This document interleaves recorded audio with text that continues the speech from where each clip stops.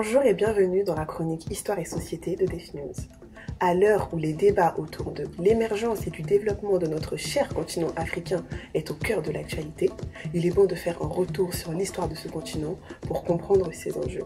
Vous savez, toutes les grandes nations ont des célèbres femmes reconnues comme modèles.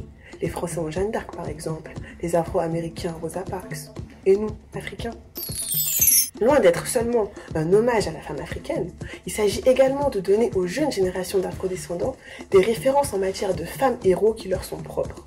En effet, vous connaissez tous l'importance de la femme dans nos cultures africaines et même au-delà. Elle est la mère de la nation.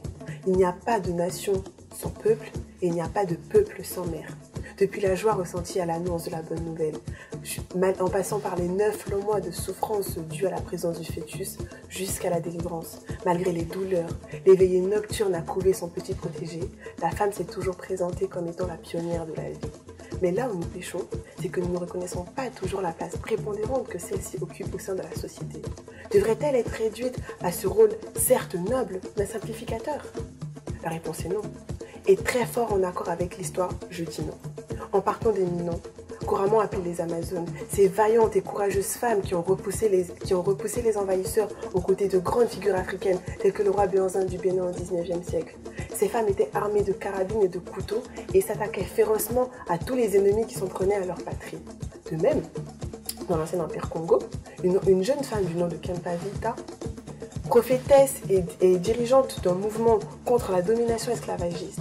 Elle a lutté pour le retour du monothéisme au Congo et contre la traite négrière qui faisait des ravages au sein du royaume. En sus de leur résistance aux étrangers, les femmes ont également participé à l'émancipation de la culture et de l'économie africaine.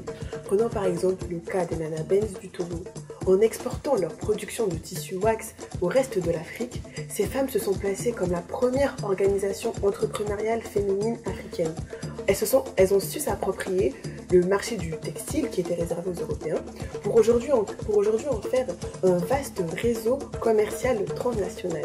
On pourrait encore en citer pendant des heures tant il y a des figures emblématiques féminines.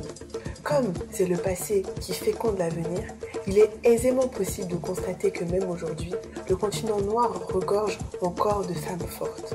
D'ailleurs, de nombreux pays africains sont dirigés par des femmes. C'est le cas par exemple de Madame Johnson Ellen Sirleaf, présidente du Libéria, première femme présidente d'un pays africain élue au suffrage universel. On a aussi Madame Joyce Banda, présidente du Malawi, Madame Catherine Samba, présidente centrafricaine. Même la présidence de la Commission de l'Union africaine est dirigée par une femme. Ainsi, force est de constater que malgré les idées faussement répandues, la femme africaine n'est pas une victime. Elle est au cœur de l'action. Elle rayonne quand elle est à sa place. Il suffit de faire un tour dans l'actualité pour voir comment Madame Fatou Diom, femme de lettres sénégalaise, a pris la parole lors d'une émission diffusée sur une chaîne nationale pour critiquer avec verve l'hypocrisie européenne. Elle est là la véritable image de la femme africaine. C'est une femme forte, belle, intelligente, les conjonctures qui prônent l'égalité du genre, les débats sur l'émancipation de la femme africaine et toutes ces autres théories sont à mon sens vaines. Aujourd'hui, dépassons ces discussions stériles pour atteindre le stade de la valorisation. La femme africaine n'a besoin que de ça, de valorisation. Un jour, une reine sud-africaine du nom de Nandi a dit « Mon fils sera un grand roi ». Et il le fut. Il s'agit de Shaka Zulu. La reine Nandi lui a appris à être un vainqueur. Elle l'a éduqué avec des valeurs nobles et lui a montré le chemin à suivre pour réussir. On dit souvent que derrière chaque grand homme se cache une femme. Derrière Shaka Zulu se trouvait sa mère. Chaque jour, nous, femmes africaines, nous devrions nous rappeler de cette histoire. En tant que figure maternelle, notre rôle est d'éduquer. Nous sommes symboles de force, de protection, de calme et de réconfort.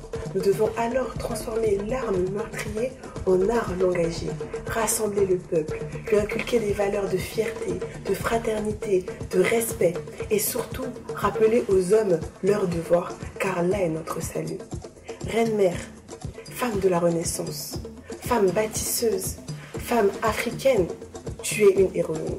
C'était Rachel, retrouvez-moi pour une nouvelle chronique Histoire et Société chez Defnews très prochainement.